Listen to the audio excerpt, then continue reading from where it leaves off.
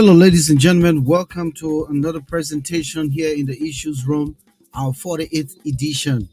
We're broadcasting live on Facebook, YouTube, the Issues Room page, Twitter, and also ABC 101, or rather 105.1 FM in Monrovia.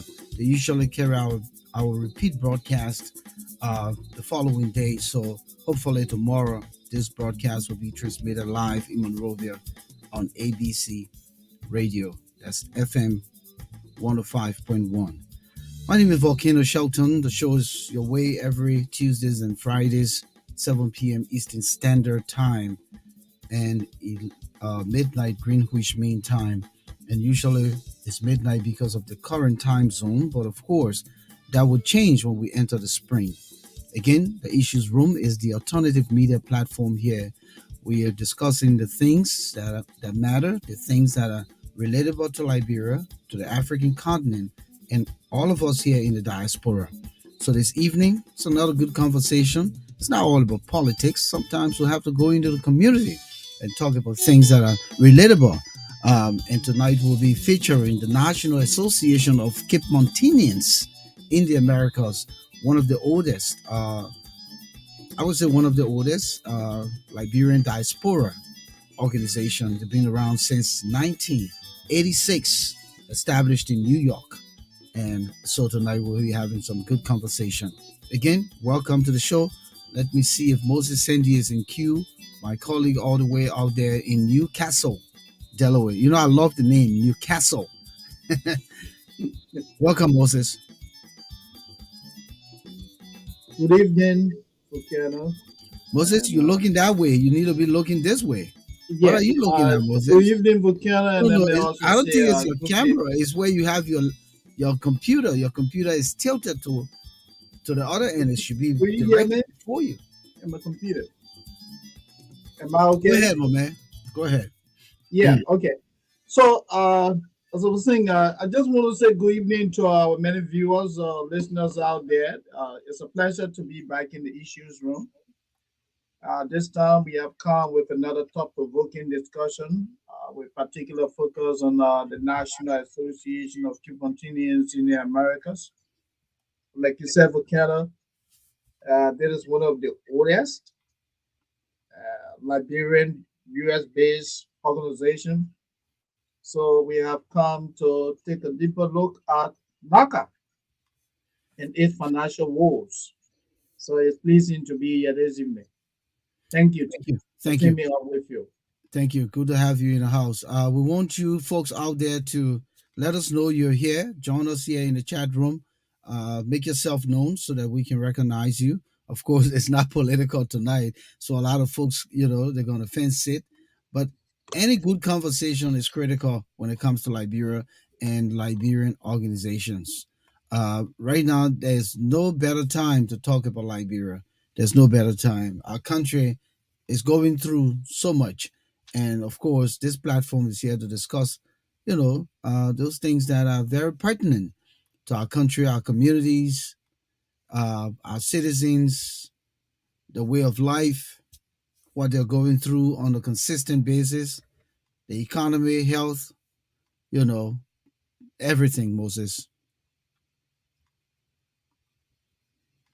Are you there, Moses? Yeah, I didn't hear you. But can you hear me? No, may I go in and come back quickly? All right, do that then, Moses. Yeah, it Do seems that. that we have some technical glitch. Let me come.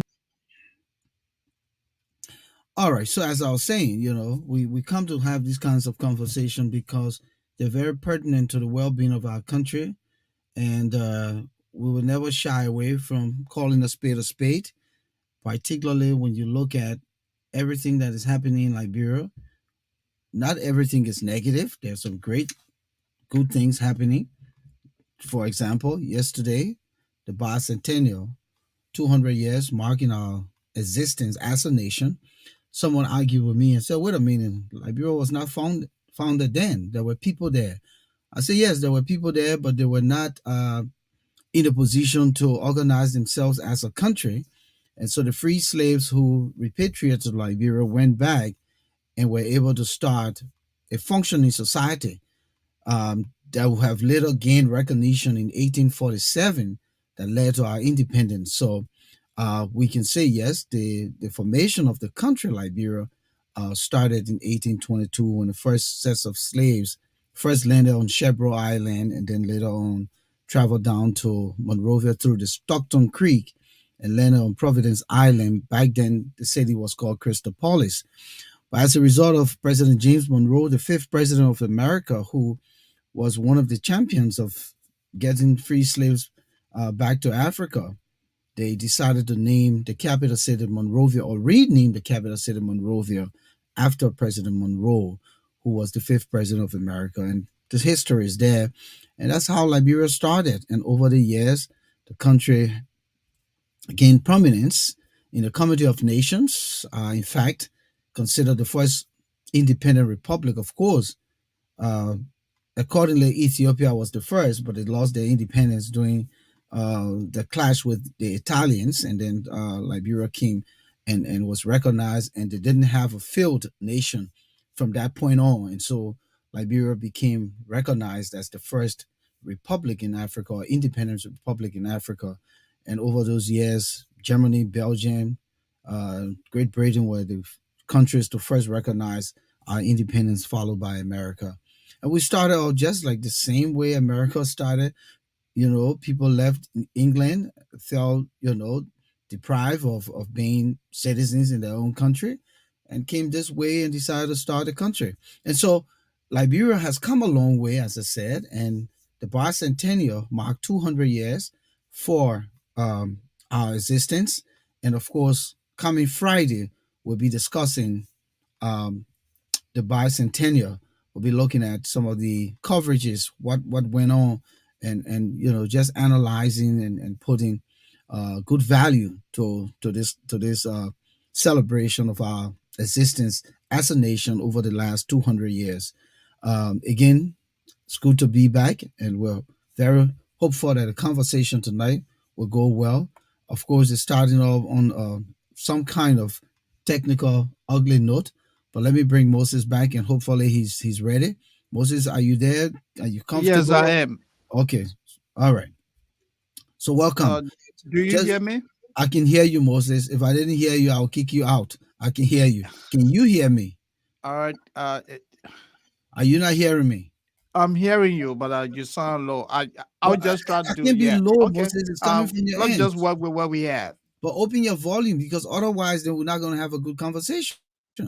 You got to find a way to open your volume, or then Yeah. neglect using the earpiece. Okay. Yeah. All right. Okay. So we're gonna start the show. Hmm. If you're not comfortable, let me know now, Moses. Yeah. It seems the my microphone going bad again. Okay. All right. Yeah. Take me off. Okay. All right. So tonight we're featuring the National Association of Cape Mountaineers here in the United States of America. The organization was established, of course, like any Liberian organization, to gather resources and help the people back home. We're not going to go in any particular order. However, we have three important people in the house here representing the organization. We're bringing first Mr. Emmanuel Kiawu Mas. Is it Masakwe or Kasakwe? Masekwa was a type Come prayer. on, because you confused me there, Emmanuel. But welcome to the issues room here tonight. Just tell us your role, what you do at with NACA, and then I'll bring the next guest. All right. Well, Volcano Shelton, it's nice to be on this platform, and thank you for the tremendous job that you all do. And hope we can ignore that era. We'll have to change that. But it's Emmanuel Masekwa, the national president of the National Association of Cape Mountaineers in the Americas, NACA. I have been in this leadership role for the past 4 years now, and we've done some remarkable things for our county and for our organization. And we look forward to doing more and working with everyone here in the diaspora and our stakeholders and representatives back home. Thank you again for the invite. Thank you for coming through, and let's bring in Mr. Ajavon, Sam Ajavon, former Secretary General, I believe. Sam, are you there? Can you hear me? He looks frozen.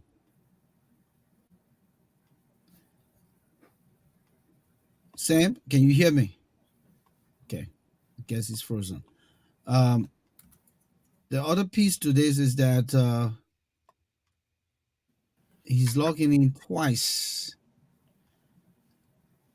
The other piece is that Abraham is not backstage, and I don't want this conversation, not to go well. Thank goodness you have good internet. You're the president, so it means that you've, handled uh, the hem of leadership well, and you will be able to conversate more with us because I feel everyone here is freezing and coming in and out. Um, so let me see if Ibrahim Kazulu is ready. Ibrahim, are you there? Are you comfortable? Yes, I'm here. All right. All right. Welcome. You should be the board chairman, right? If I'm right. Yes, sir. I serve as the chairman for the board of directors of NICA. And so what else that the board does apart from your role as the chairman of the board? What is the board responsible for? Well, the entire NICA is structured into three distinct branches. So we have the first branch, which is the convention or the national convention. That is the largest decision making. All right, I see him struggling. I'm not sure. Is Abraham in Liberia or No, he's using he's actually telecom here. He's because the here. way it look He's like in New York. Comcast. Yeah, Huh? he's in New York. I'm not Emmanuel. quite sure why he's freezing right All now, right. but Okay. Let me see if Sam is good now. Sam, are you there? Can you Am I, let us know you're am I comfortable present? now? Yeah, I'm All right. here. Because I came to you. I came to you previously, and you were frozen. Yeah, my page was kind of buffering, and I had to it just restarted itself. I'm not sure what's causing that, but I'm here. All right. Welcome to the issues room. Thank you. Okay. It's good to How are you have guys you. doing? Former Secretary General, right? don't go, Sam. How are you, man? Yes, not too bad, Hmm. Emmanuel. It's going to So, be a tough Ajivon, how night. you doing? Everybody. Abraham, how are you? I'm okay. It's good to see you. Good to see you. Yes, it's been a while. Right. All right. Let me come to the president. We're on a rough start, but let's hope for the best as we go along. It is said that NACA was established in 1986 back in New York City. You were established as a result of coming together as Kid Montanians to look out for your county and the citizens. Um, you've been around a while. You are a 501c3 organization, nonprofit. You seek to advance social, economic, and educational developments in Grand Kidman County in the Republic of Liberia. And again, as I said, you were established to forge and foster relationship amongst yourself as Kid Montanians. But one area that catches my eye here tonight is seek social, economic, and educational developments in Liberia. Mr. President, currently, what is it that NACA is doing in Liberia right now that will benefit or is benefiting Cape Montanians? Thank you very much, Volcano, for that wonderful question. I'm here. Mr. President, NACA has, yes, Emmanuel? yes. Are you hearing me?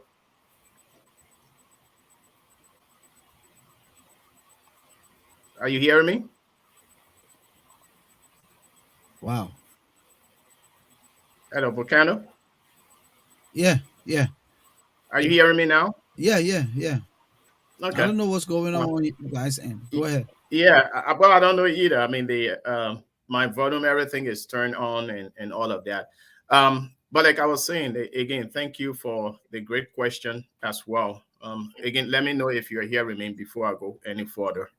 Um, so, with regards to your question, NACA definitely was established as an organization here in the diaspora, among other things, to actually be an engaging factor in the social development, economic development, advocacy, educational development for our people in Cape Town. We have done quite a bit.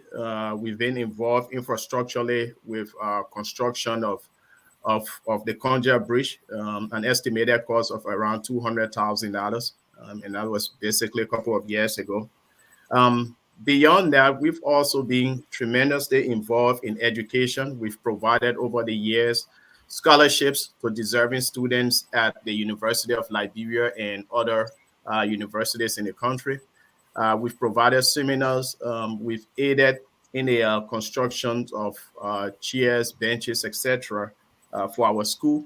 Healthcare actually has been where we've scored the most.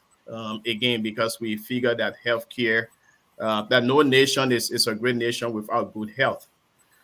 So in terms of the healthcare, we've worked very closely with the St. Timothy Hospital. We actually was involved in the reopening of the hospital. We also have provided over the years, basically medical supplies quite recently, and that is about 2 years ago. We provided medical supplies to the tune of around 75,000 US dollar, and those were all brand new medical supplies.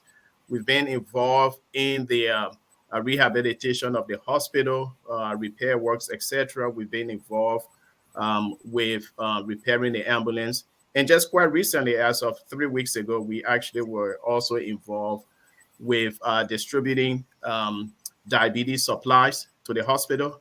Among other things, we've distributed wheelchairs and so many other things.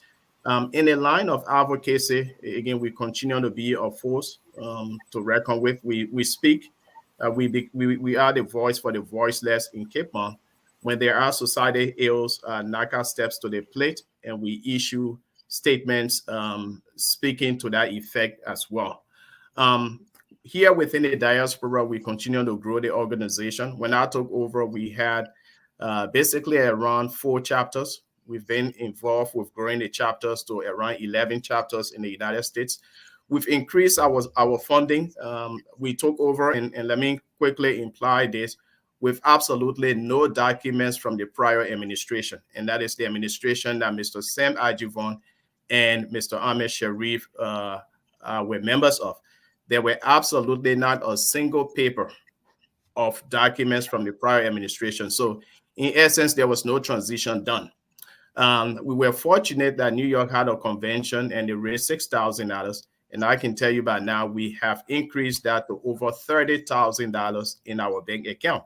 And that also with all of the projects that we've undertaken, which cost money. So again, thank you so much. But these are some of the things we're involved in, and we are looking to even do more this year. Thank you. So how long has it been since you took the helm of leadership? 4 years now. 4 years. And how long is your tenure? The tenure is 2 years, but based on the board's recommendation and the vote from the board actually decided to postpone the election because of COVID related. So unfortunately, I should have been in power for just 4 years, but I'm here 4 years now, and there's an election due this year. So, Mr. Board Chairman, Mr. Kiazulu, are you guys working behind the scenes to ensure that elections held? Because you don't want to keep Mr. Kiawu Masakwe, for long. Sooner or later, they'll start accusing the board too. I know, right? So, as you rightly stated, that is our function to make sure that the association runs smoothly and to make sure that we work in line with the Constitution. So we are working behind the scene, and the embarrassment is the pandemic, actually. We don't want to keep somebody in office, more than your tenure. But based on the challenges we are faced with these days, especially the pandemic, is giving us some kind of a problem to have election. But we are hoping that this year we have an election. And any timeline set forth? Not yet is based on the the policy or in line with the pandemic. Okay. Yeah, So and but other organizations have been successful with Zoom and stuff. Are you contemplating that? Well, we usually discuss that, but according to our structure, we always want to have an in-person, election. So this is the problem we are faced with. And as a board, we have the mandate to do other things, but we cannot amend the Constitution. And the Constitution only requires in-person convention. So this is the challenge we are faced with. Okay. But you guys are very optimistic that potentially elections will be held this year. Hopefully. And Okay. Volcano, if you don't mind, if I could add Yeah. specifically to your question. So per NALCA structure, election is held in October every 2 years. So to be specific, Is there a child in the background? I'm hearing a child.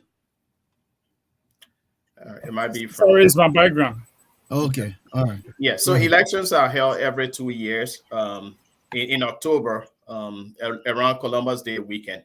So again, per the Constitution, if there's an extension of the election, the national administration has to, in writing, send that information to the board and then allow the board to do their work, which we've done for the past 2 times due to the pandemic. And the board have exercised the authority, voted that it was okay to postpone the election. So hopefully this year we are looking at in-person election, and we hope to have that. I'm watching Mr. Ajivon backstage. He's not queued yet and settled. Hopefully when he gets settled, I will bring him in, because you did mention that there was no documentation and he was part of the previous leadership. But I want to come back and ask you the question of NACA's relationship with the county right now. What is that relationship with the county seat, the county administration under this current, government and people at this time in Liberia? You have representation in the legislature. You and I know the legislature. Everyone is there seeking their own pockets and stuff. What is that relationship with NACA, and how influential is NACA in terms of helping Cape Montanians to hold the representation in the legislature accountable? Is that question for me, I suppose? Yeah, you can come here, then the board chairman can chime in. Okay. Well, the thing is, we have a very healthy relationship with our with members of the legislature, and that is something I can proudly state. I can pick up the phone right now and call our senators and representatives, except besides data constraint, they absolutely would be able to pick up the phone. Our last convention was actually a virtual convention, and we were honored to have been graced in attendance with some of our senators and representatives. Beyond that, I actually made a visit to Liberia last year, an assessment visit, and that actually, which was an official visit that was approved by the board of directors of NACA. That actually afforded me the opportunity to meet with Senator Vonnie Sherman. And prior to that, I have met him in several other engagements here in the United States, and we've communicated a few times. But that allowed us, all of us, to sit and talk about the future of Cape Mon. So the representatives were in attendance. I also had the time of meeting the superintendent, and we discussed quite a lot with regards to developmental issues and challenges facing the country. So we have a very robust team. Again, we may not seem to agree on everything, which is understandable, but we have a very great working relationship with the caucuses from the county. Mr. Board Chairman? Yes, like Mr. Massaquel rightly stated, we do have a good working relationship. Can you come closer to your mic at least? Yeah, good. Yeah. All right. So, yeah, we do have good working relationship with the legislation. Let me see. With our members of the legislation in Liberia, specifically in Grand Cape County, I always visit Liberia, and during my visit to Liberia, I was able to meet at one point in time with, uh, let me say, recently, I met Senator Taylor, and we have a fruitful discussion. And he gave us the assurance that whatsoever agenda or whatsoever developmental plan we have, he was willing to work with us to implement those plans. And we also have been on the phone with Senator Vani Sherman, other representatives, to make sure that we work together in the interest of the county when it comes to developmental planning. So yes, indeed, we are in a good working relationship with them. Let's look at your American status 501c3 because it's one of the ways that many of the organizations can solicit resources and be exempt from tax. Uh, what is the situation right now regarding that status? Because some organizations say they are, but come to think about it, they don't renew their status and then they lose that privilege. Are you in good standing? The simple answer is yes. But let me, if you don't mind, let me go ahead and And throw extend in the on that. caveat? Yeah, and extend that a little.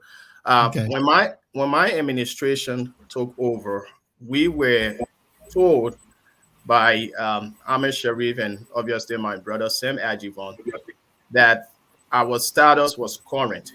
Now, unfortunately, that weren't the case.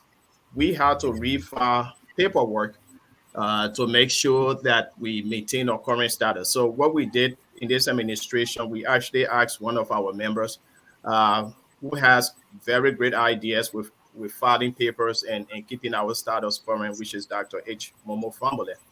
And so he every year he goes ahead and file our status. So I can tell you with 100% guarantee that our 501 status is current, it is active, and it has allowed us to function under the laws of the United States of America. Thank you. I want to bring in Sam Ajivon, but he continued to freeze. And I don't know what's going on with his internet. I will hope that he can hear me from here so I can bring him in because there's twice now something has been said, and to have him in this conversation would be very, very balanced because I'm sure that he's representing the past leadership, but now he kicked out again, so he should be having connectivity problem with his internet, and this is creating a lot of missed opportunities for him to be a part of the conversation. But let's come to your membership. What's the pool now of your membership? Because Liberian organizations, it's always few people that run the organization, and they're not running the organization because they want to be front and center.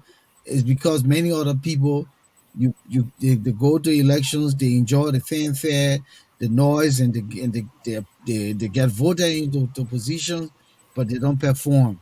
So the president got to hold this thing. The board chairman, you barely can see your other board members, but they're all enjoying the title.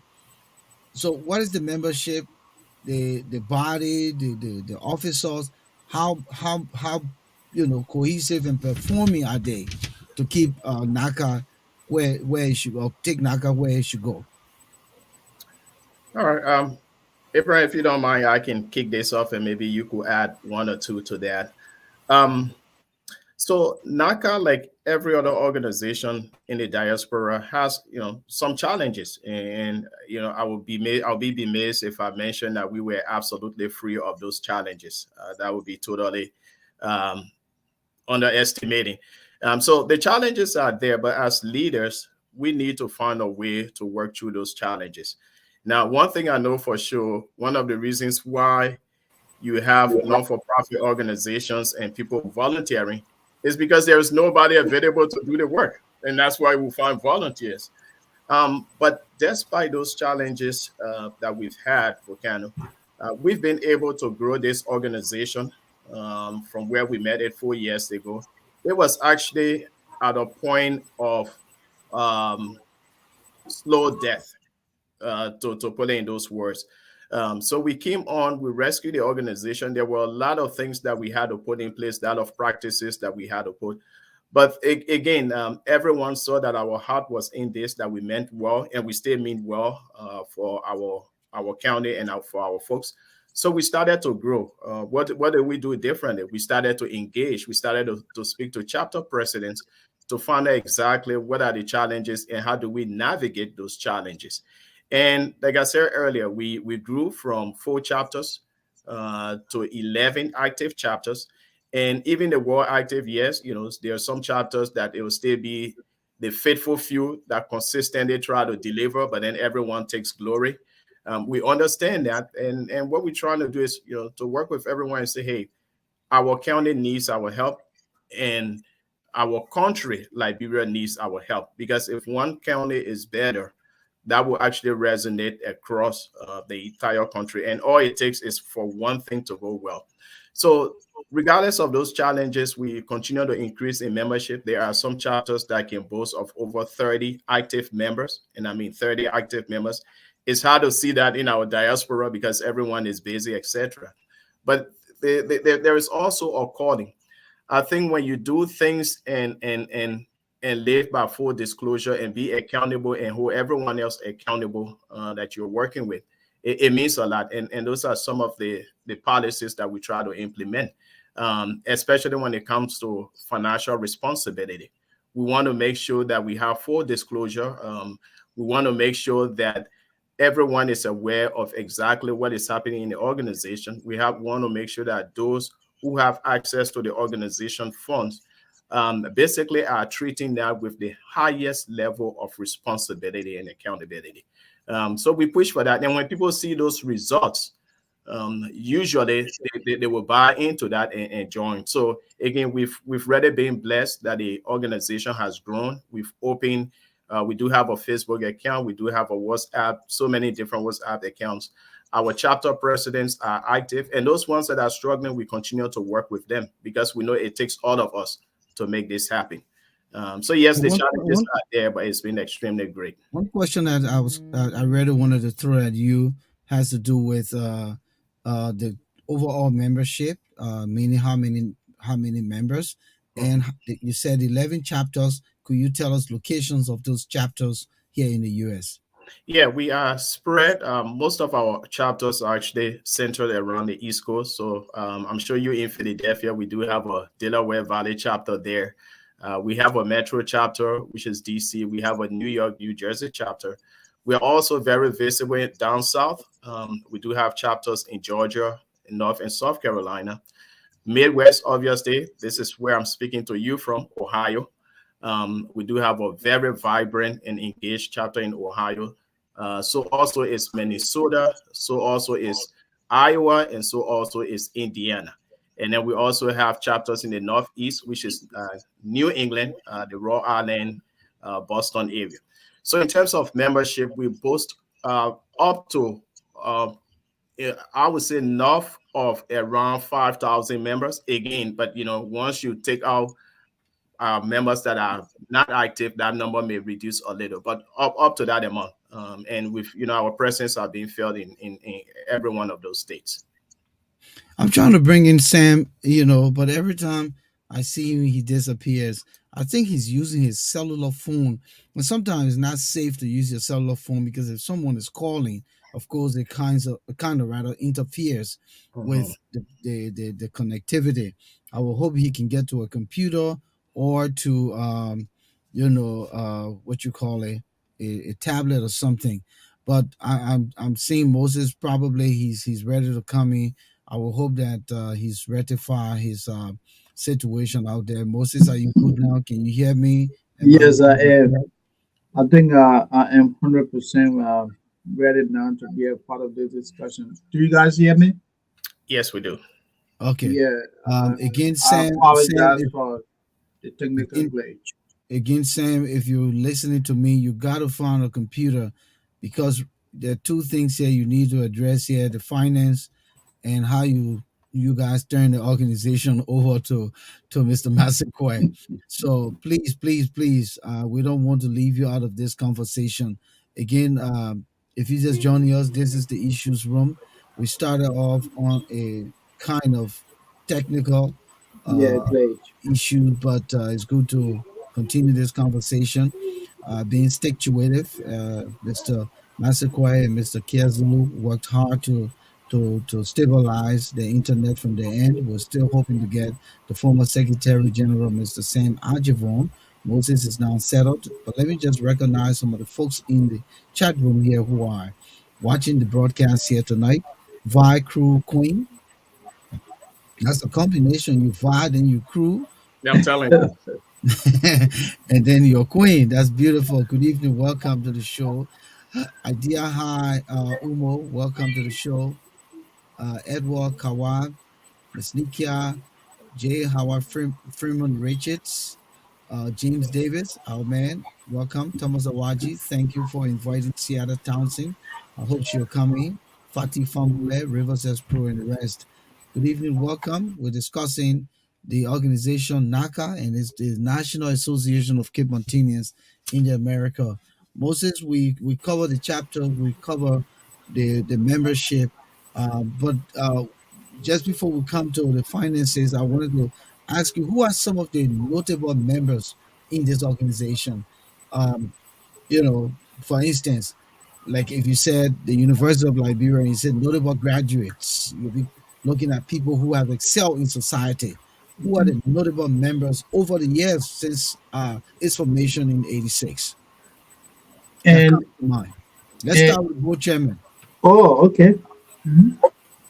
Mr. Chairman, uh, the notable characters. Do you know of any?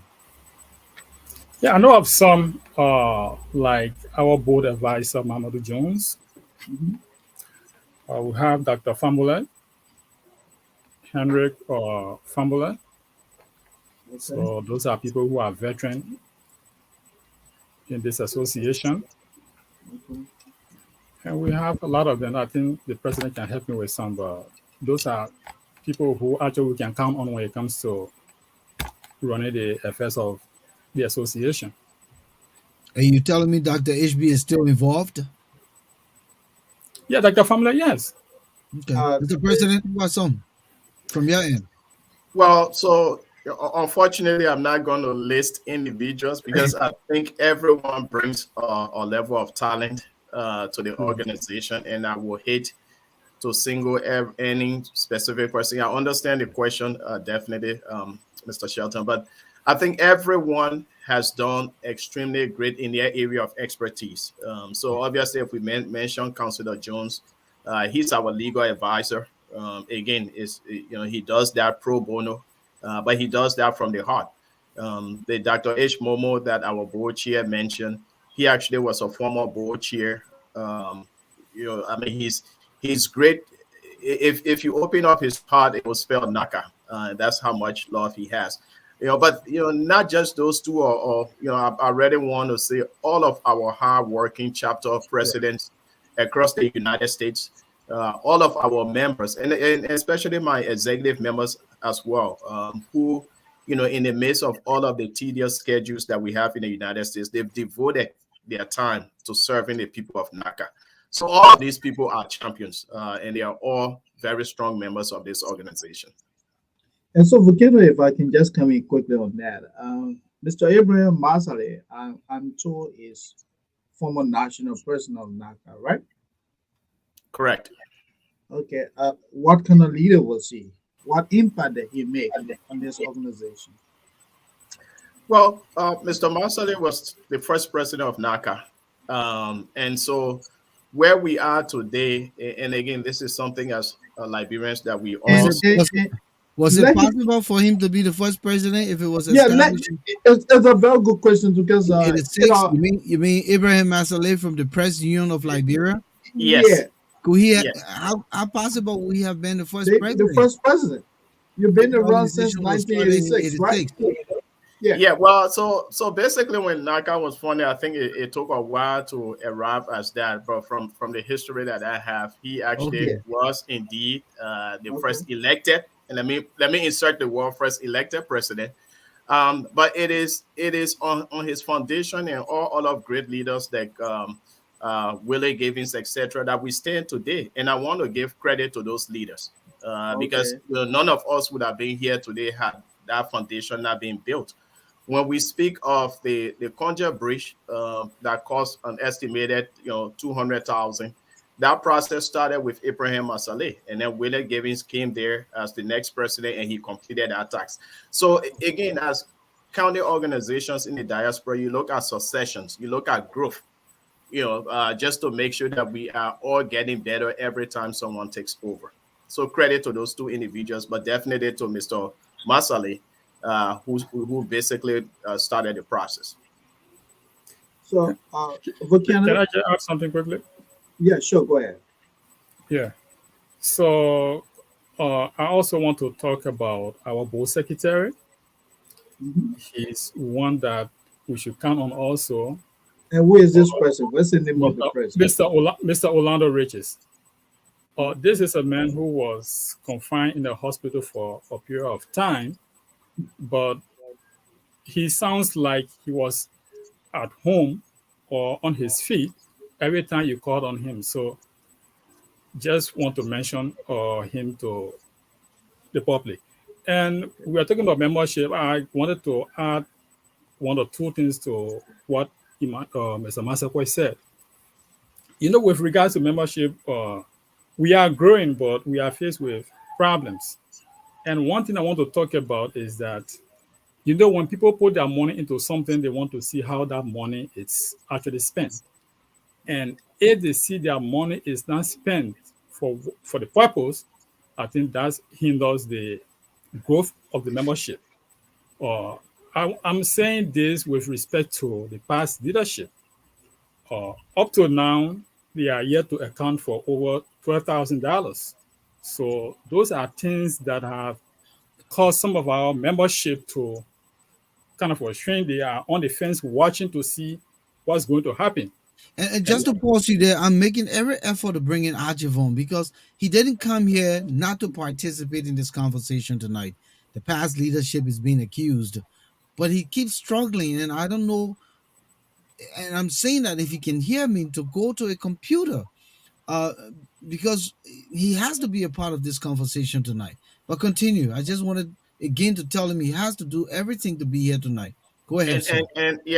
we'd love Yeah, for him to be part of this engagement because we yeah. want the Hello. truth to be out there. We want people to hear exactly what we have. I mean, everything that we have is supported by documentation.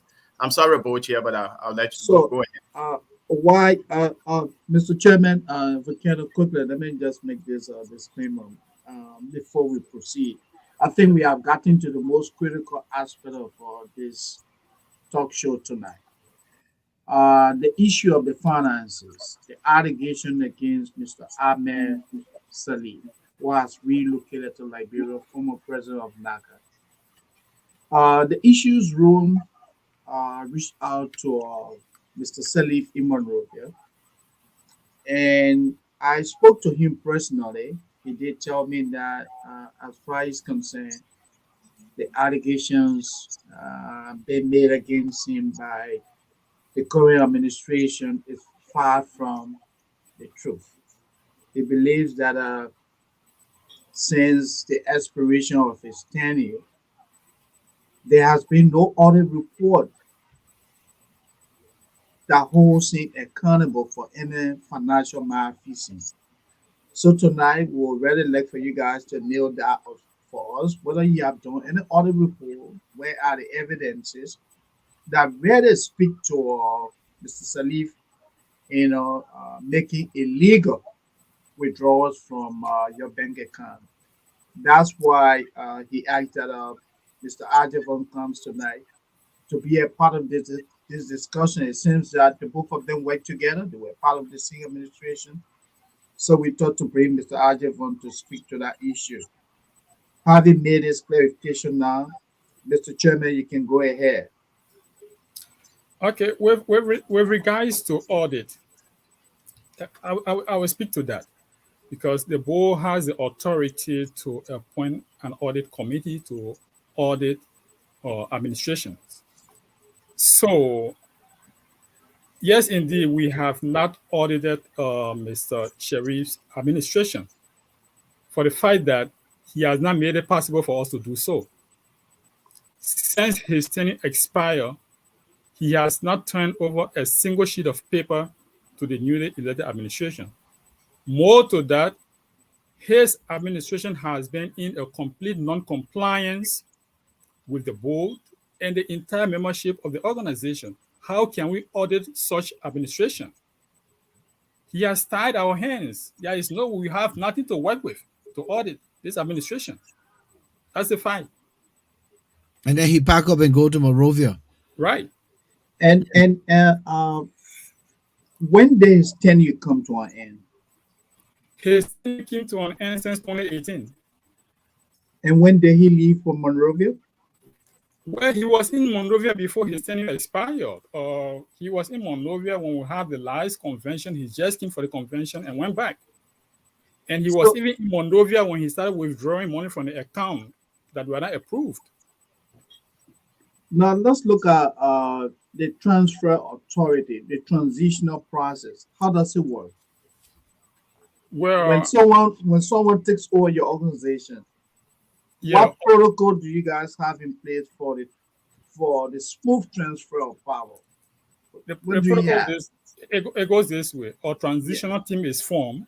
Yes. The incoming administration has their team, and then the outgoing administration has a team. So those teams work together to transfer or document and whatsoever in the possession of outgoing administration. But again, Mr. Ahmed Sharif refused to participate in the transitional process.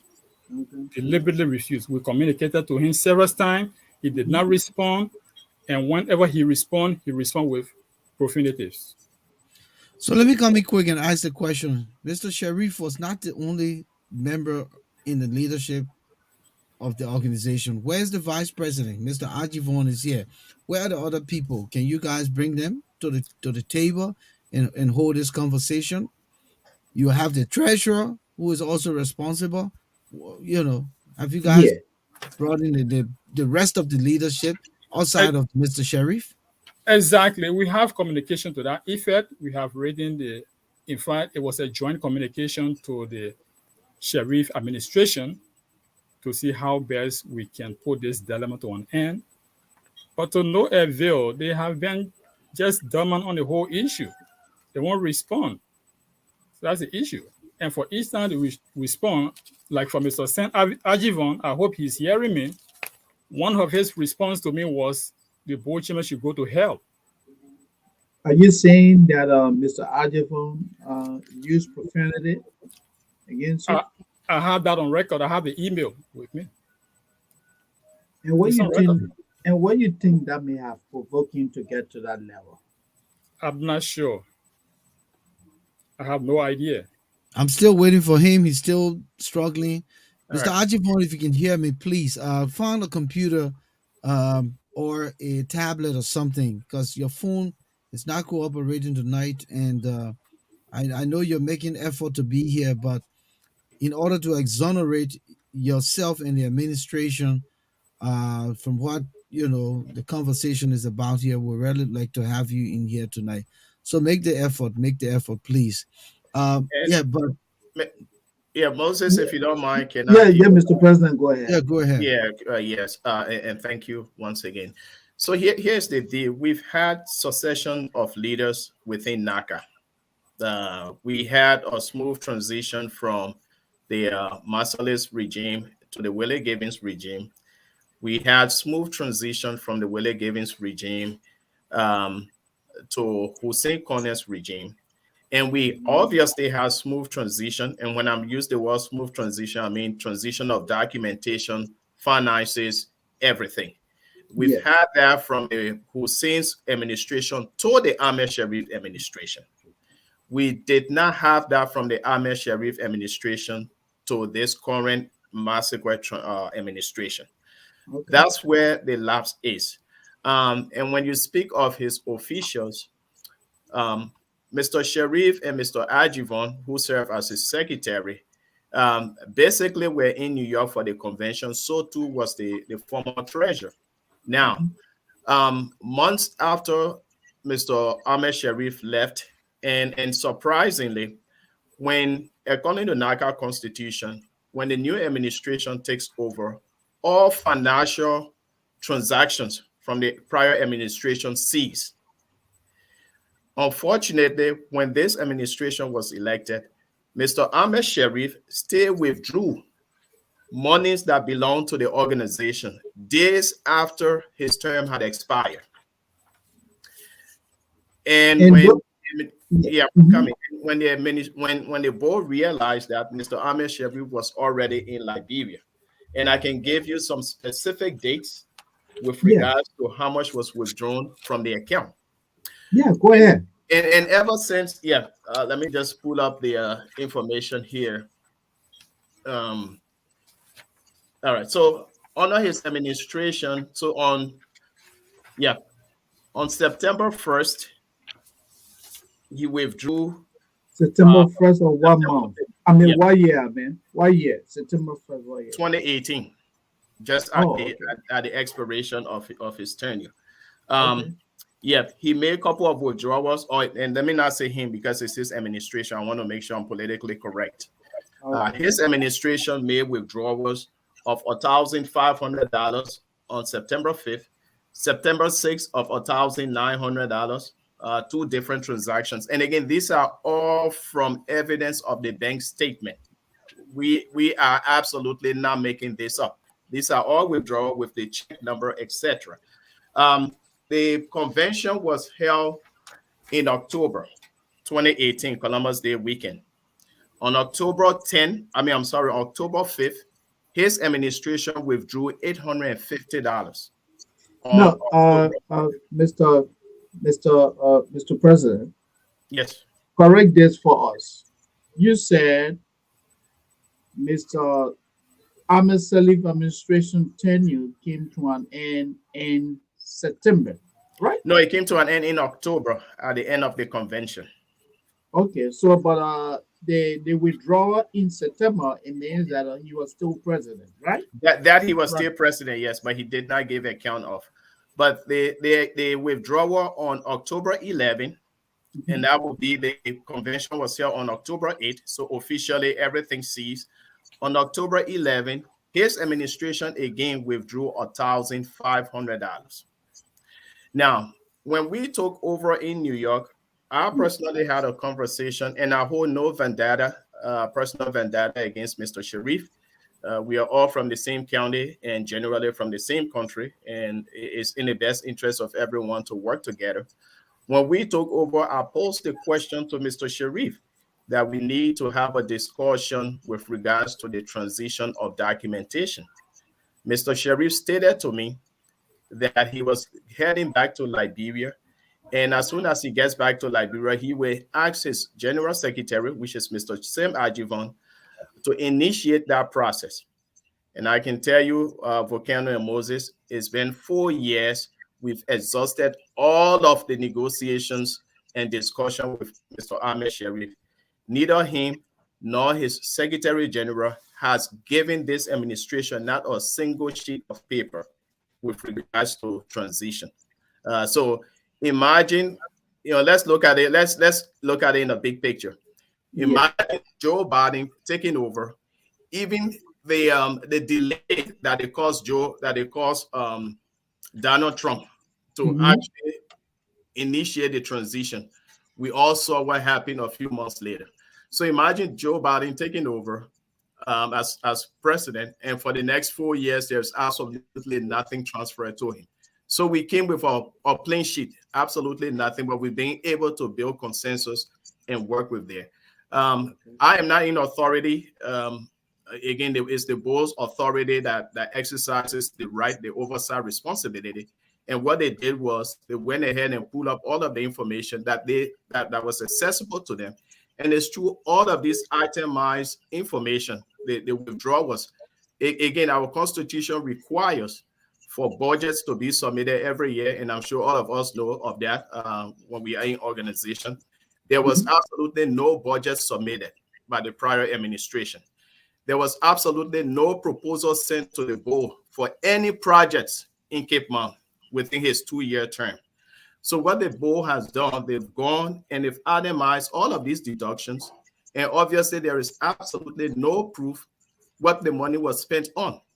And all we are asking tonight in this forum is for Mr. Ahmed Sharif and his administration to give account of the specific amount of 12,300 United States dollars.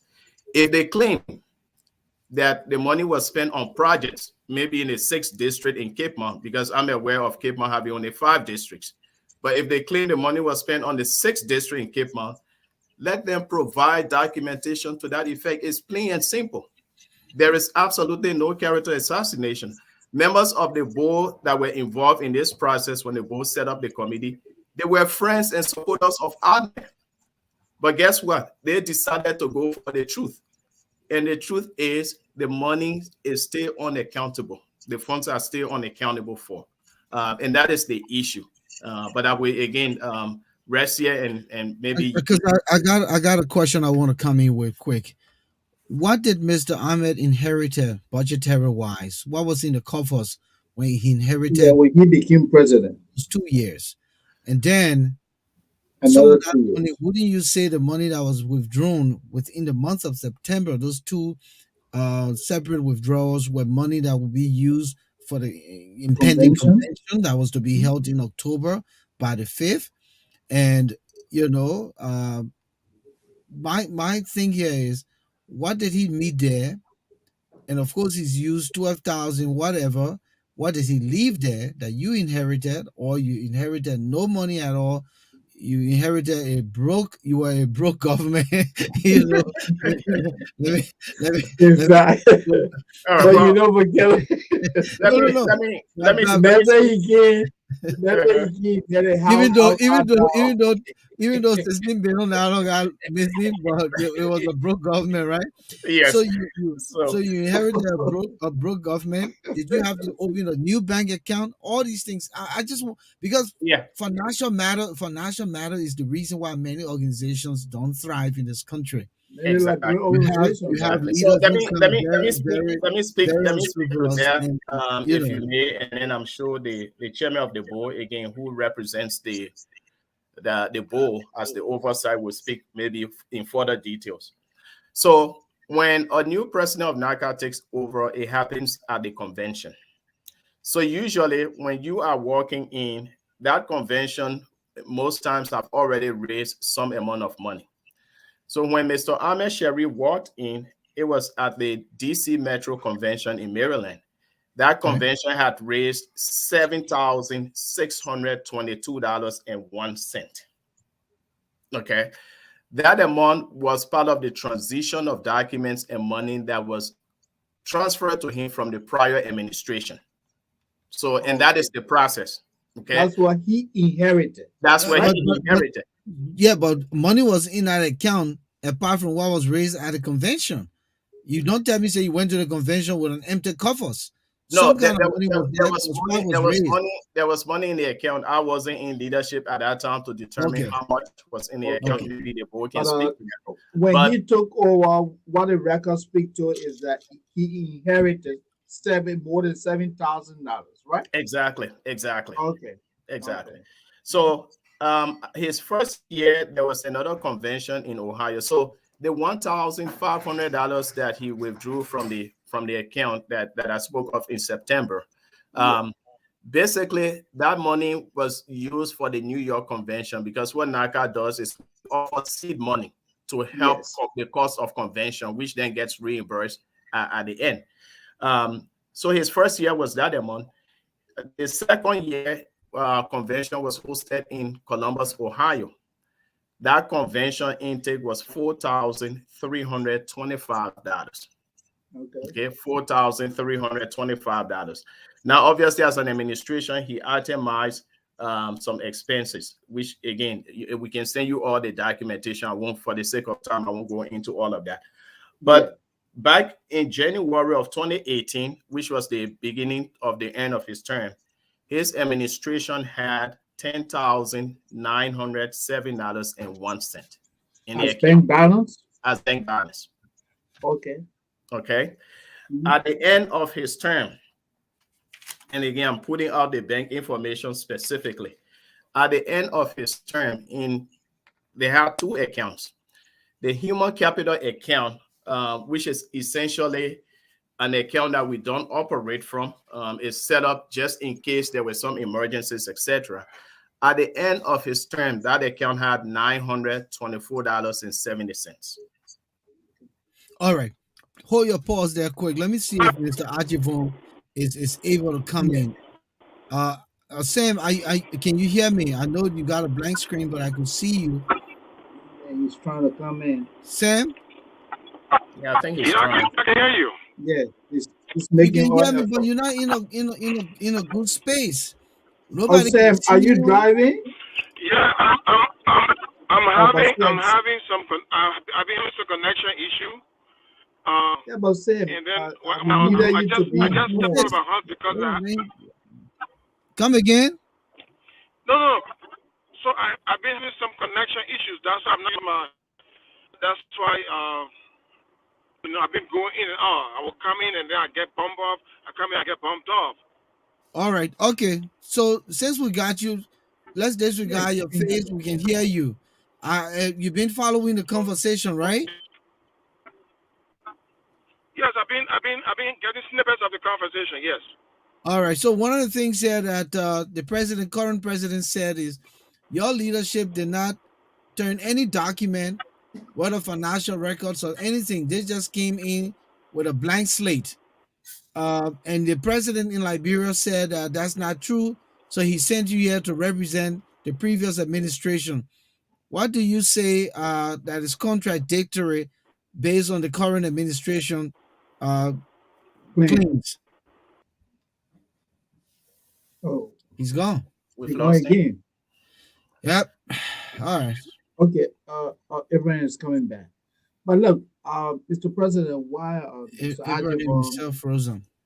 why Mr. Ajivon tries to make a comeback?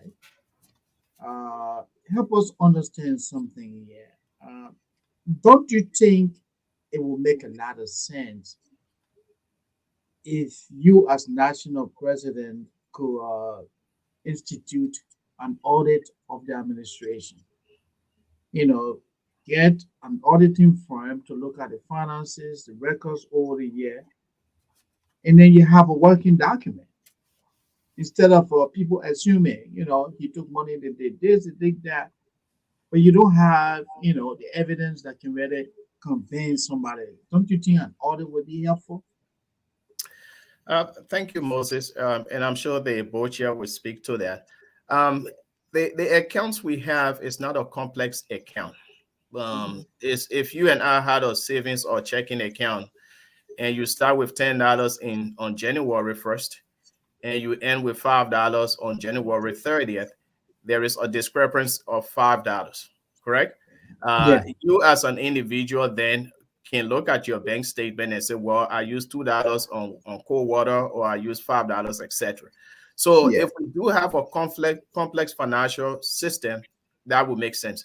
But equally so, the documents that we have, it is not hearsay documents. The documents we have, these are print out from the PNC bank account, which is the account that Mr. Ahmed Sharif and his administration set up. Now, let me remind you all, the administration set up a separate account than the prior administration. I'm not quite sure why. I hope Mr. Sam Oh, Ajivon really? that. Yes. So when they came over, even though they inherited $7,000, allegedly inherited $7,000, when they came over, they decided to do away with that bank account and created their own bank account. There was a Is that new what they account. did? Yes, there was a Allegedly? new. Yes, Allegedly, is that what they did? yes, absolutely. So the PNC bank account was established, and they established the two accounts there, which is the operational account and the human capital account. But I will pause here and basically again let the board chair speak to that further. Just before the board chair comes in, I just like our viewers and listeners out there to know that the line is now open. We're here till 8:30 tonight. We'll be leaving 8:30 tonight, so the line is open. Please call 404-272-2808. You Cape Montanians who are watching here tonight, if you need to engage your current leadership. Thank you, Mr. Chairman of the board. Thank you, Mr. Shelton. Let me just say this quickly. Like the president said, we do not have a complex, finance structure. uh, according to Mr. Amen, financial report, because the administration report quarterly to the board. The last financial report we received from Mr. Aben Sharif was April 30th, 2018. That was the last tenure, Yeah, the last year of his financial. tenure. Yeah. Yeah. The caller just call. Please hold until the board chairman finishes. I'll come to you. Go ahead. Continue. So as of April 30th, 2018, we have in the account $14,335.71, according to Mr. Amin Sharif's own financial report that he submitted to the board. And he did not implement any project. There was no project at all. So what happened to the $14,335? And that was at the end of his tenure. So it's not something that is hearsay. They say the facts are there. The bank statements are there to speak to the facts. Thank you. Let me bring this caller in. The caller is calling from Indiana. 2462. Your name? Welcome. S. Kanakai. This is Manya S. Kanakai Masali II, calling from Indianapolis, Indiana. Welcome. Can you hear me? Yeah, we can hear you. Welcome. And Okay. The studio guests can hear you. Go ahead. All right. Well, thank you very much, Mr. President, Emmanuel, and Mr. Board Chair. I'm happy to join you guys tonight. I think the issue here is gross financial mismanagement on the part of the former administration, and they've become very adamant to submitting to any kind of audit. I think we all are part of this association. We've traveled a lot. We put our resources together, and we trying to see if we can help our county. But when it comes to financial issues, people are sometimes offended when you ask them to submit to a kind of an audit or to submit a formal report for monies that were allocated and spent. I think is incumbent upon all of us to be very mindful that this organization, we've labored a lot. There are respectable people within this organization, and some of the things that our brother Ahmed did. I mean, right now, even some of those who supported him to become president, I mean, they will not, consider supporting him to even become a dog catcher anywhere in the future. So, money business can really spoil friendship, and these are the kind of things that can ruin people's reputation. There is not any individual that is connected with NACA in this country. When you ask them about Ahmed's behavior, for them to give you a 100% plus for his behavior. Right now, even if you took a poll amongst citizens of Cape Mount or members of NACA, you will not find 2 or 3 persons that are supporting Ahmed. And so these are the kind of things that ruins people's reputation, and you live with that. So whatever it is better that you guys, the facts are there. Can you hold? Let me put this caller in queue. The caller from Minnesota, 8229, stay in queue. I will come right back to you. Go ahead. Just try to wrap up. Masale? Yes. Go ahead. Yes. Okay. Yeah, the bank statements are there to prove. What else do you want for them to produce, for the current administration to produce? The bank statements are there. The guys acted somehow. I mean, and it's something that we live after them. Thank you. Yeah, thank you very much. Thank you. Let me go to the caller now from Minnesota.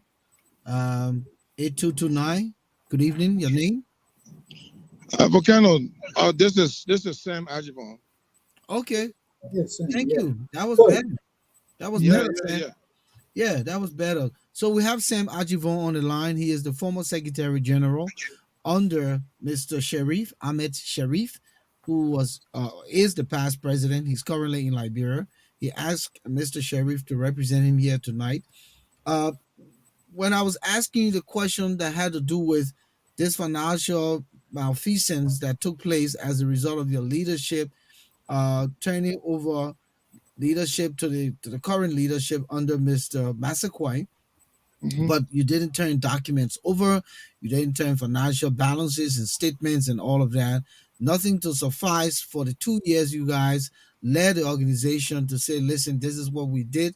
This is how we spend these monies. Any withdrawal here, here's the accountability sheet, here's the data, and you guys just Walk away. yeah and walk away and they've been having this discussion for 4 years now, and no one seems to want to do anything about it. So what do you say to that? Let's talk about it in honest term here tonight.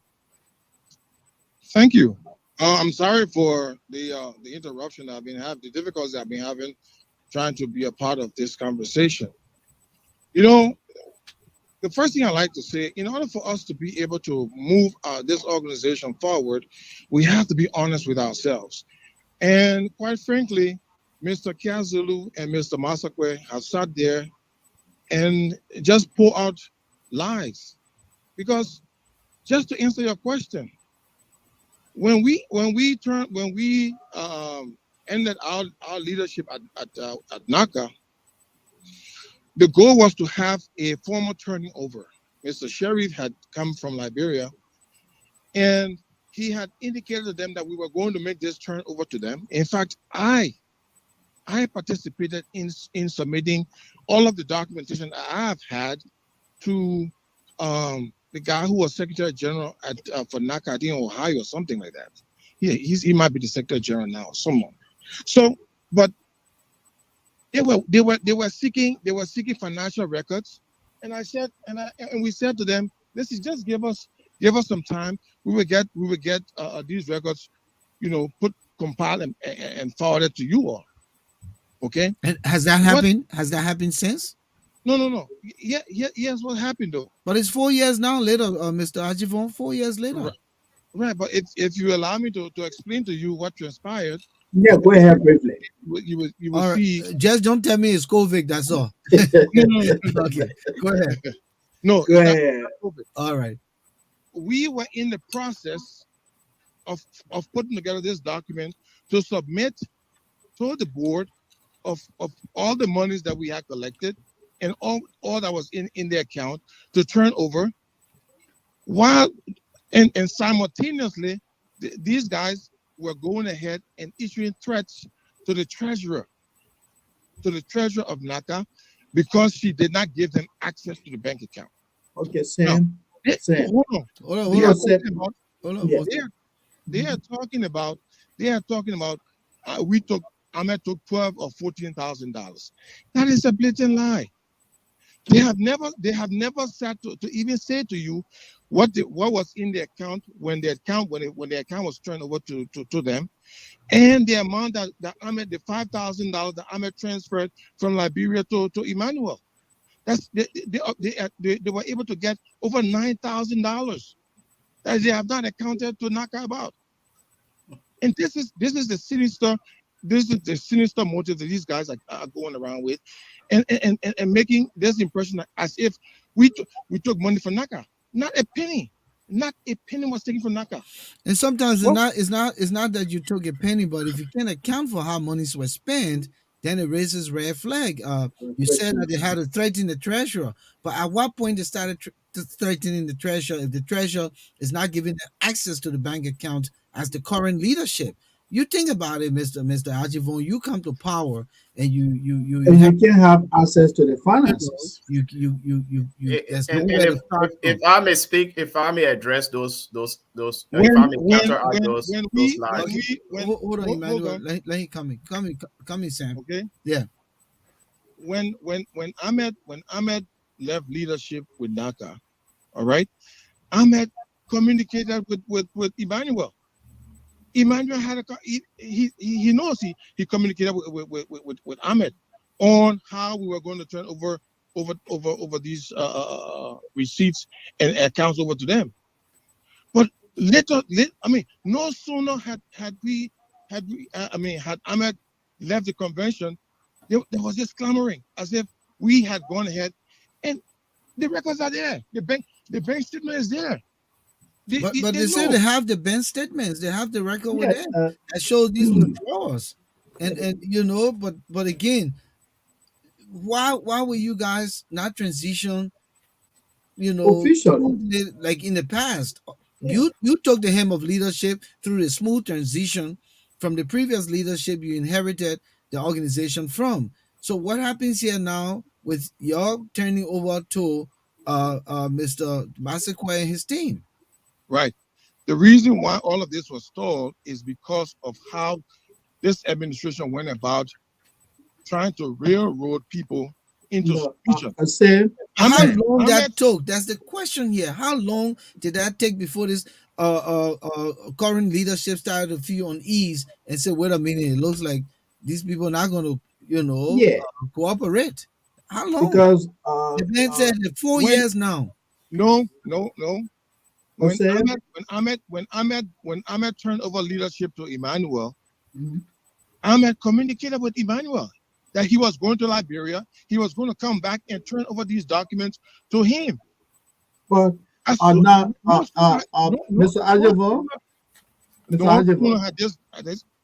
yeah, Mr. Ajavo, let's reason here together. Mr. Who is this? Sharif, Moses Sandy, Mr. Sharif relocated to Liberia. But don't forget that Naka is not Mr. Sharif. Mr. Sharif was head of leadership. Are you implying that for the fact that he relocated to Liberia, it means that everything that the organization needed to do in the United States had to come to a pause because he's in Liberia? How is it going to take you 4 years to transfer records? Explain that for us. My question to you is Moses, he can't hear you. Let me just relay. Oh, okay, relay, yeah. Is it going to take you 4 years? 4 years to transfer records? What other records they didn't need? But it said you never done a transition of power. Mr. Mr. Sharif went, even though he communicated with Mr. Massaquoi. Mr. Massaquoi acknowledges, conversation, but the actual turning over ceremony never went on. But let's hear from Mr. Massaquoi. Okay. Thank you again, gentlemen. And I think it's good that the board chair is here because we have to refute these blatant lies that simply do not make sense. So here's the truth. Mr. Ajifor is speaking hearsay. What we NACA is saying is all supported by evidence. We've sent the bank account statement in the chat room. Mr. Sam Ajifor has total access to the bank statement. But let me now recount what he says. There has never been any transfer of documents to the new administration. That is a fact. That is an absolute fact. There also has not been any transfer of financial information, whether it's money or receipts, to this administration, not even to the board. That is also a fact. All of the withdrawals from the bank account, and I will let the board speak to that as the oversight body. Those withdrawals were never, ever approved. And there's absolutely no project that Mr. Sam Ajivon can point to and says his administration undertook those projects. So the simple question remains, where is the $12,300 that was withdrawn from the account over the period of 2 years? That is as simple as it is. Look, gentlemen, this has nothing to do with character assassination. Sam Ajivon is my friend. The truth is the truth. Everything we've seen is supported by bank information. When he says the treasurer was bamboozled, that is an absolute lie. The treasurer felt that she was dragged under the bus, that she was scapegoated. And so when she realized it, she felt there was an outrage. And guess what? The treasurer approached us and decided to work with her. We didn't handcuff the treasurer and take her to the bank. The treasurer willingly went to the bank and produced this information because she's a signatory to the account. There is one other thing I want to add. All of the bank statements that were produced because of Mr. Ahmed Sharif's motive and supposedly so Mr. Ajibon, all of the bank statement went directly to Mr. Ahmed Sharif's home. There was no further access to those bank statements. Okay, we were lucky that the treasurer decided to work with us. She was not bamboozled. She's a very close friend of mine. If she agreed willingly that, you know why, I'm tired of being scapegoated by Mr. Ahmed Sharif and Sam Ajivon. Okay, and that was the reason. So everything that is being said, Mr. Ajivon is talking of $5,000. There's report of that. So besides the money that was missing from the account, let me throw light on this, and I hope Yeah, this. talking about this $5,000. Yeah, let me throw light on solar this. panel. So at the end, I'm coming. At the end Sam, of, hold on, let him talk about the of 5,000. Mr. Ahmed Sharif term, he took additional $5,000 to Liberia with the intention of having a solar panel project at Robertsport Medical Center. Now, when we took over, we had asked Mr. Ahmed Sharif to stop every additional projects that were in the pipeline. Now, this is what happened. Mr. Ahmed Sharif took the $5,000 to Liberia. He did not visit St. Timothy Hospital. There was actually a group of a not-for-profit organization called Cape Mount Development Initiative, CMDI, headed by Victor Barlow. And I'm giving you all of these facts so you guys can check the facts. This was Victor Barlow's and his group initiative. They were looking for a partner, for someone to fund this project. Mr. Sharif was connected with Victor Barlow, and he told them that, okay, you know what? When I go back to the United States, I'm going to make sure that we use $5,000 for this project. He informed the board chair that he needed an approval for this project, and the board chair, not the board chair, the secretary of the board insistent was, it is a good project, but we need it in writing. We need a proposal from you. We need something that shows estimate, account breakdown, and all of that. Mr. Ahmed Sharif failed to do that. So when we took over, we requested our money to be returned to NACA. And we had to go through Senator Vonnie Sherman, most of the stakeholders in Cape Mount, and the late Senator Edward Dacorse. They actually had to work on Ahmed to make sure that $5,000 gets returned to NACA. That money was returned to NACA. It was part of our, that money was reported, it was accounted for in our convention and even prior. So that money is basically, that was taken care of, is accounted for. The $12,300 is the money that it cannot account for, and that basically is all of the deductions, the withdrawal from the account up to the last day after the administration term has ended. So I will yield to the board chair, Mr. Kiazulu, to Thank see. you. I think you articulated. Shelton, Yeah, Mr. Shelton. Yeah, go ahead. Mr. Shelton, let me just state this. I don't know what kind of mathematics these people are putting together. When Ahmed Sharif took office in 2016, the first funds that were deposited into his trusteeship was about 7,000 plus, right? He said that, yeah. Right. On the second year, at the second convention, right?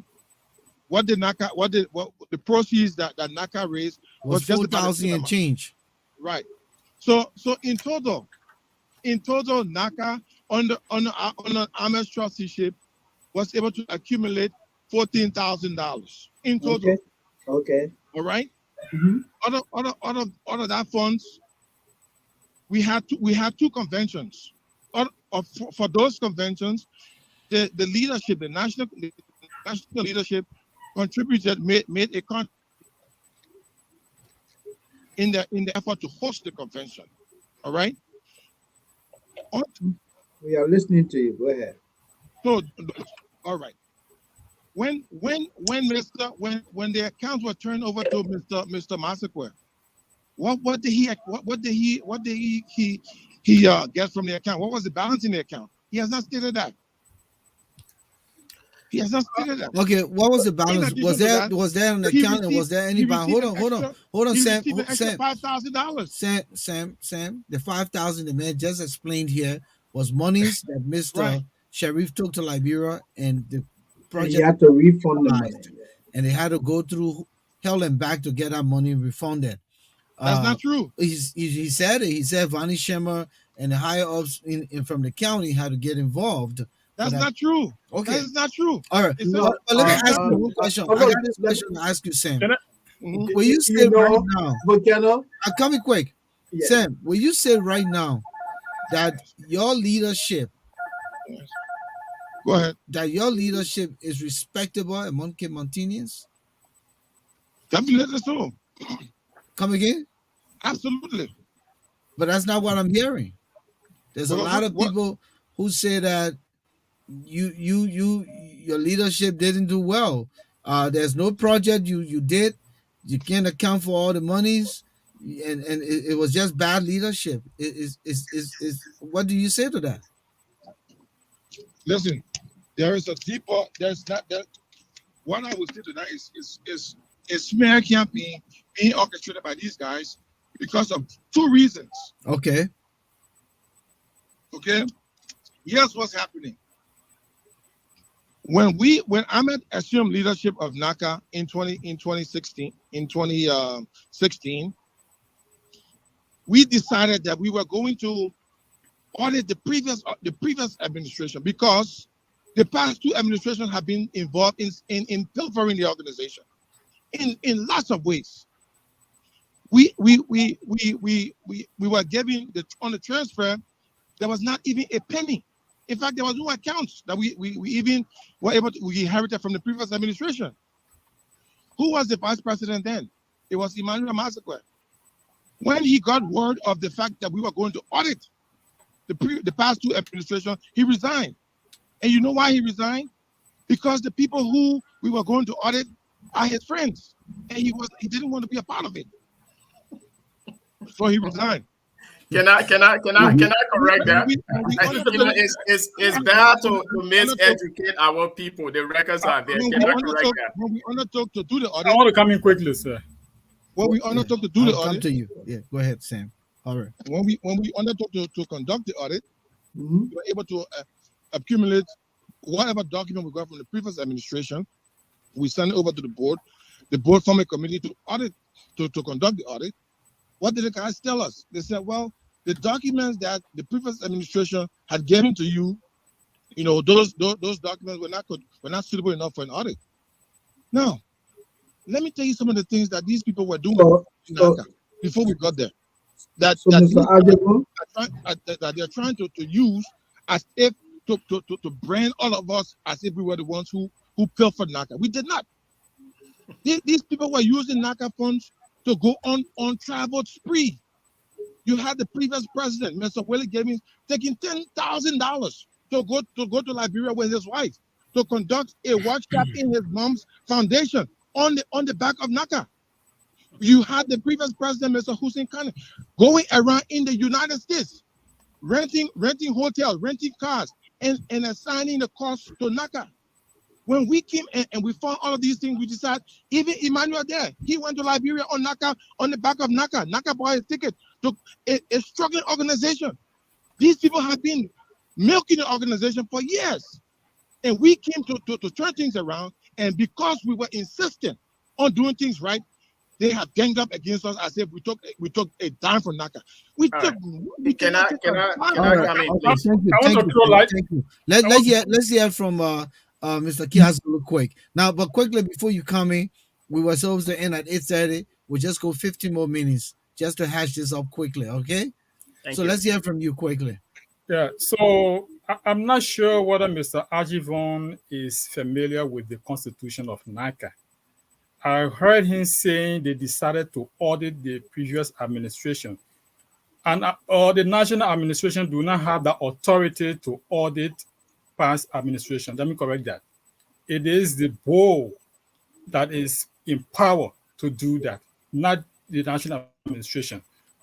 And when we decided to audit, it was a convention that gave that resolution for the past administration to be audited. It was not your administration, just to correct that. But let me reflect, Mr. You were not even chairman of the board then. You were not even chairman of the board. Let you complete. Mr. Ajivon, let you complete. Yeah, let you speak. Mr. Ajivon. No. So Sam, he was just trying to correct what the Constitution requires. He's telling you that your administration had no power to audit any previous administration.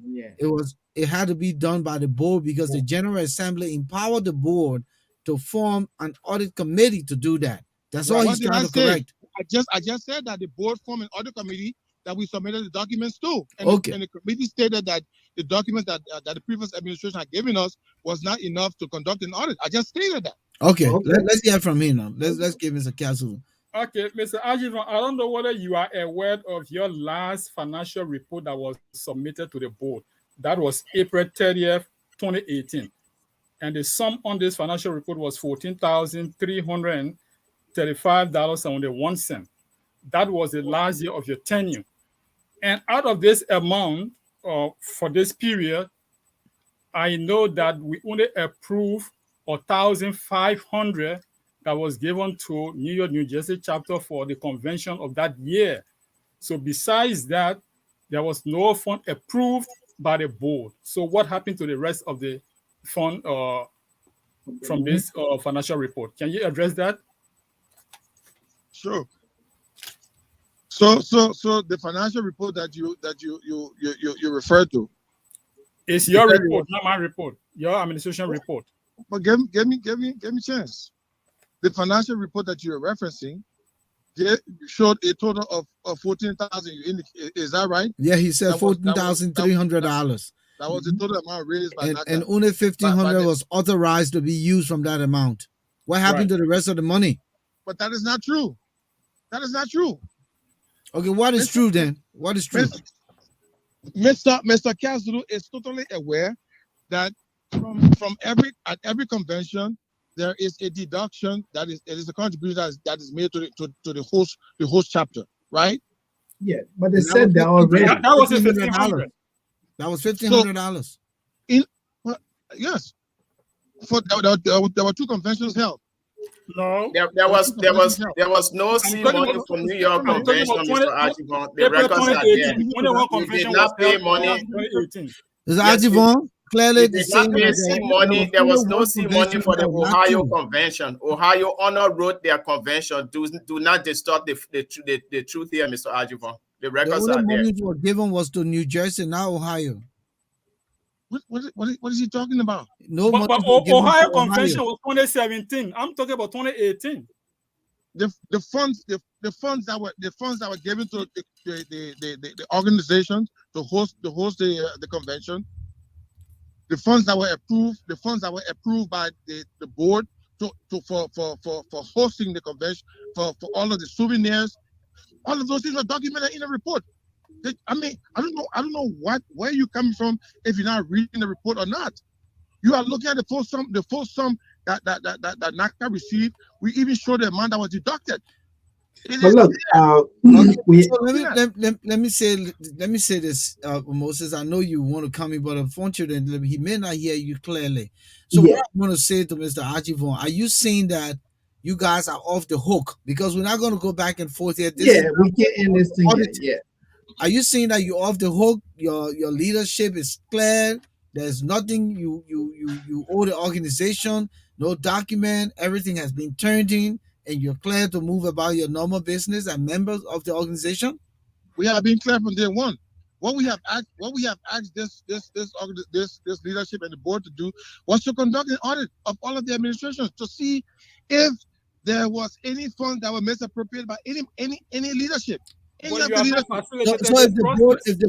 the board decides that they would take legal redress, will you be ready to go to the full length? Absolutely. But look, we never took any funds from NACA. We reported every dime that was entrusted to amateur leadership, and they know that. Okay, so what we turned over to them was even more than what we even inherited. You did not turn over anything, Mr. Ajivon. You did not. So we can go back and forth with whether the turn or not. This not going to be resolved. Here is that I would say, Mr. President, Mr. Board, Chair, Mr. Sandy, I know that you're from Cape Mountain. No, but this is what I wanted to say to the president, and I may ask them, since we are about to wrap this interview, gentlemen, it seems that the both of you are going back and forth. As we wrap this interview, what is your next plan of action? I know Mr. Salif is in Monrovia. There are other officers former officers in the United States?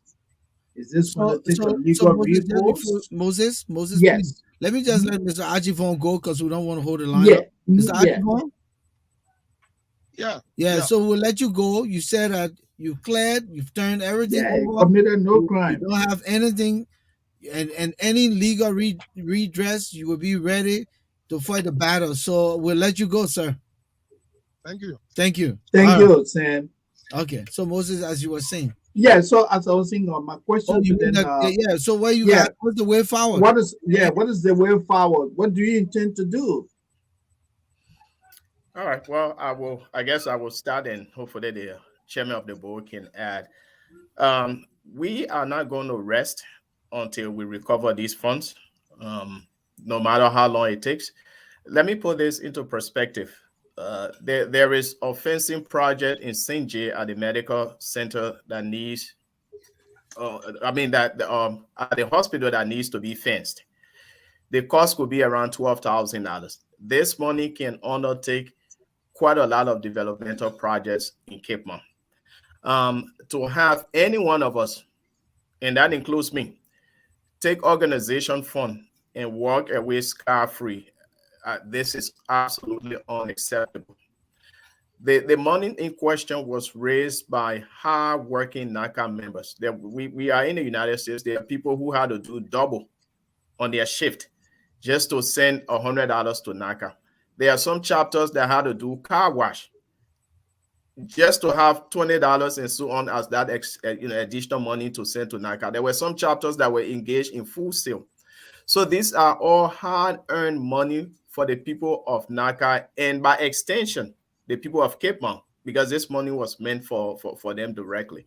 So we started this process. As you can see, it's taking this long because initially we exhausted all of the diplomatic means. We tried to talk to Ahmed. We tried to have stakeholders talk to him and his administration just to turn in this money. And up to now, nothing. And again, I repeat, absolutely no money, no document has been turned in. So we will continue to press this process. If it has to be that, Okay, someone said he's a deputy minister in Liberia. yeah, No, he that's what I works heard. for. So No, he if works for the National Disaster Agency. I think he's a deputy there. Okay. The National Disaster Agency. right. He's a So I mean, deputy. if it means that we have to go to the front door of the president, etc., we will.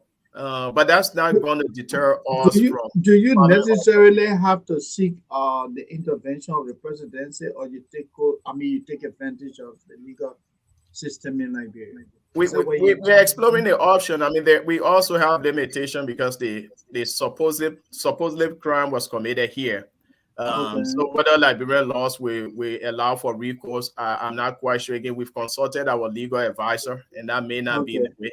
But if it means that we need to make this information public as much as possible and to all of the high-ranking officials, including the president, we will do that. But But however, let me but add this.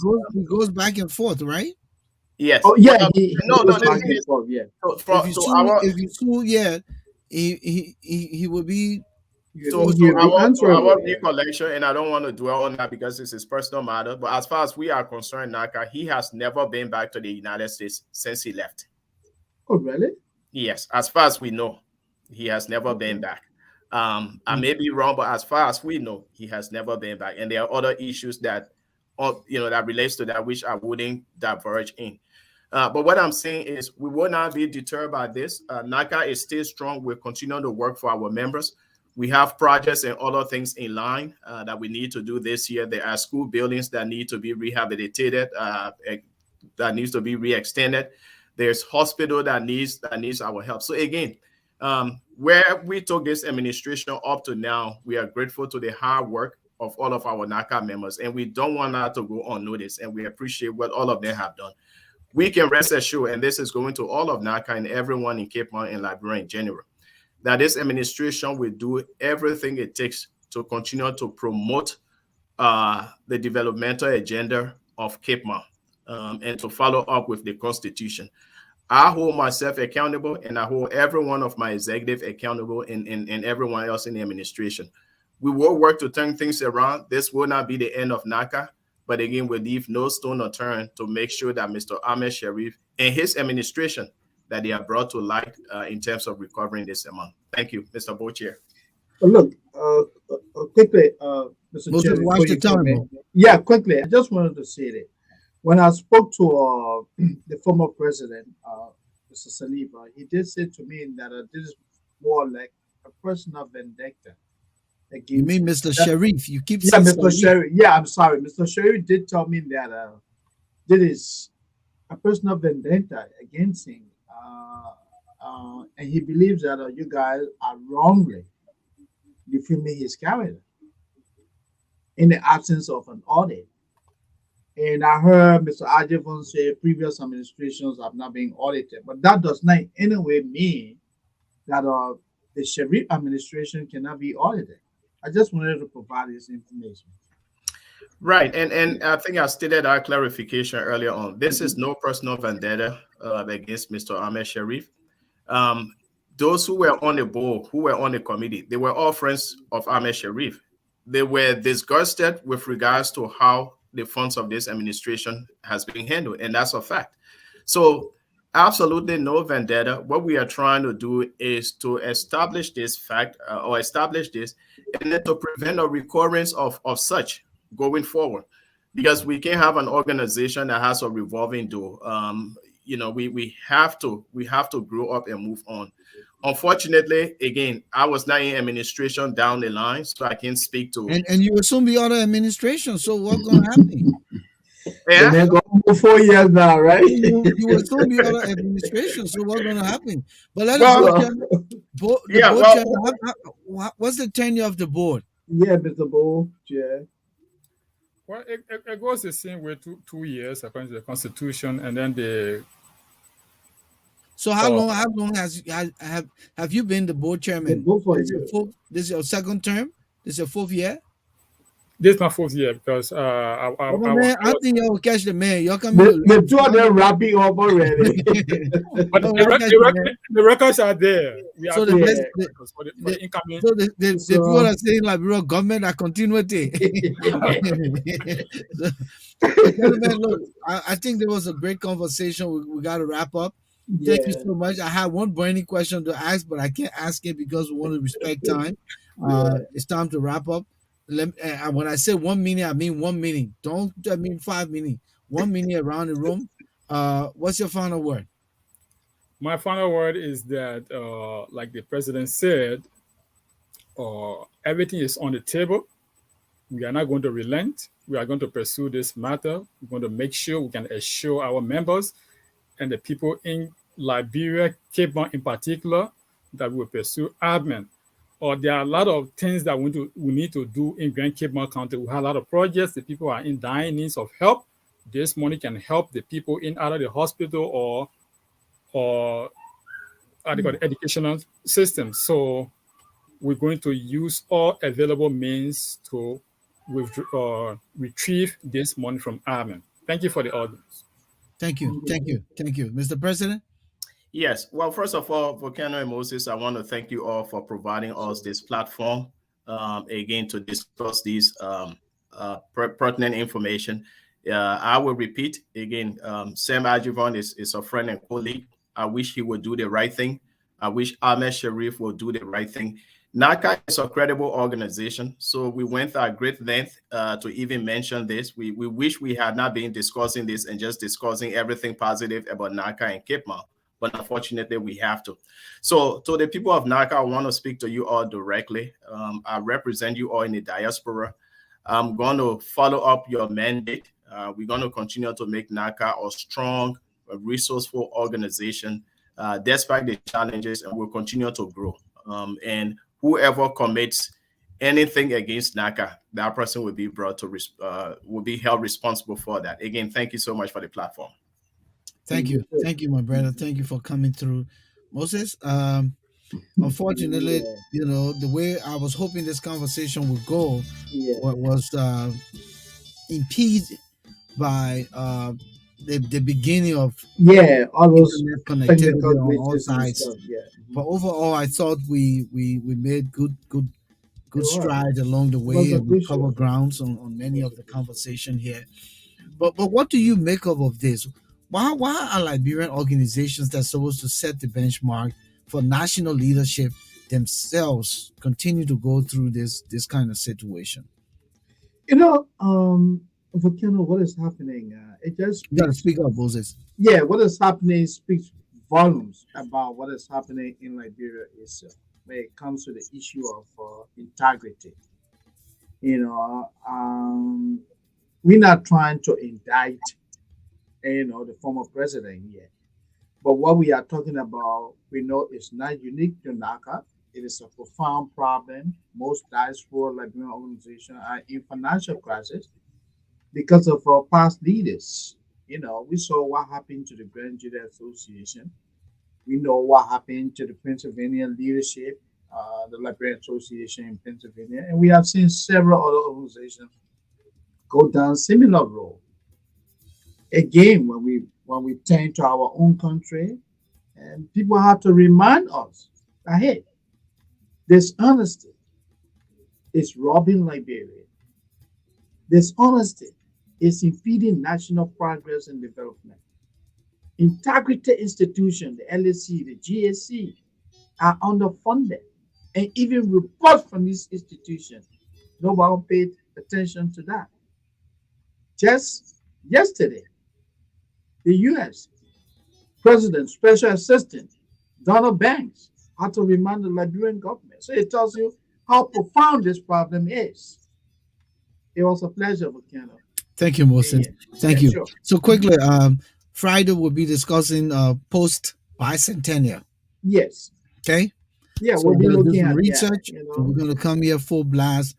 We're gonna look at from the all occasion. angle, right? We're Yeah, gonna we'll look look at at the it from all occasion, angle. Yeah. the Thank good, you. the bad, and the ugly. Yeah. Thank you. All right, all right. All right. Enjoy, man.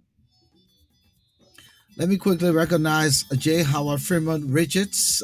Thanks so much for being in the issues room here with us tonight.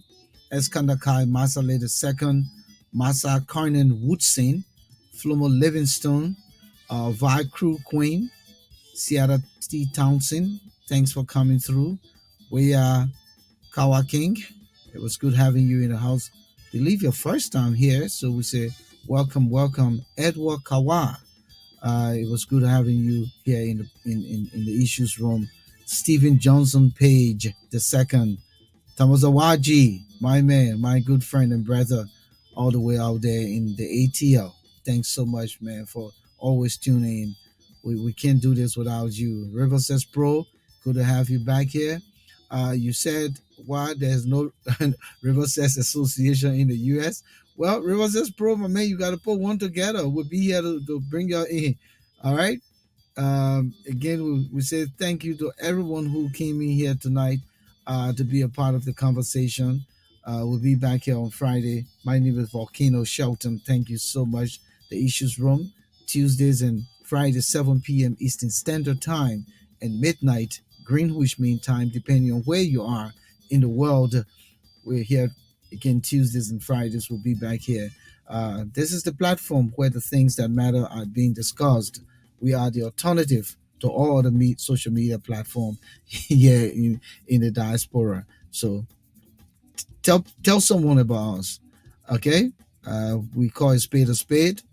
We're straight and factual, research based. We don't try to, be accusatory or spread rumors or lies. We just look at the fact and we bring people here. If you want to come in here and have the conversation, the platform is here for you. It's not all just about politics. The smaller organizations here in the diaspora should be the bedrock and foundation for leadership precedents that should be set for national governance. If the smaller organizations can hold themselves together and can manage their funds well, what happens now? Not to say anything bad here, but Mr. Ahmed Sharif is now in national government. So if he had invested, let's just hypothetically say he invested money here from the Grand Cape Mount County or Cape Martinez Association here in the US NACA, then he gets government position.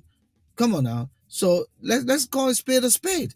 But that's why these kinds of conversations are being held. And again, Mr. Sheriff, no one is accusing you The opportunity is yours to call. You conversate with Moses Sandy. If you want to come back to clear the air, we'll be willing to accept you in the issues room. Thanks so much. Bye bye, everyone. We'll be back here on Friday.